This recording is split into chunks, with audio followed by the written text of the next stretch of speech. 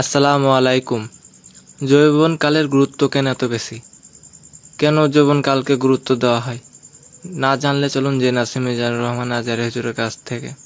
আপনি যৌবন কালে যদি আল্লাহ তাআলা দাসত্ব করতে পারেন, আবাদত করতে পারেন, আপনার বার্ধক্যে উপনীত হওয়ার পরে আবাদত করতে না পারলেও আল্লাহ তাআলা আবাদত দিয়ে আপনার আমলনামা পূর্ণ করে দিবে।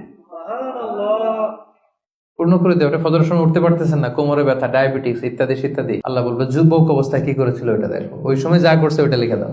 এই জন্য আল্লাহ রাসূল সাল্লাল্লাহু আলাইহি ওয়াসাল্লাম বলেছেন যে এই যৌবনটারে কাজে লাগাও। আল্লাহ রাসূল সাল্লাল্লাহু আলাইহি ওয়াসাল্লাম বলেছেন 5টা বিষয় আসার আগে 5টা জিনিসকে কাজে লাগাও। তার মধ্যে একটা হচ্ছে শাবাবাকা ক্বাবলা হারামিক, বার্ধক্য আসার আগে যৌবনকে কাজে লাগাও। সিহহাতাকা ক্বাবলা মারাদিক, অসুস্থতা আসার আগে সুস্থতাকে কাজে লাগাও। গিনাকা ক্বাবলা ফাকরিক, গরিব হয়ে যাওয়ার আগে তোমার ধনাঢ্যতাকে কাজে লাগাও। ফারাগাকা ক্বাবলা শুগলিক, ব্যস্ত হয়ে যাওয়ার আগে অবসরটারে কাজে লাগাও।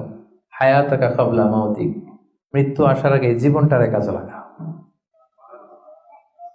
এই জন্য যৌবনটাকে যেন আমরা কাজে লাগাই প্রিয় ভাইয়া।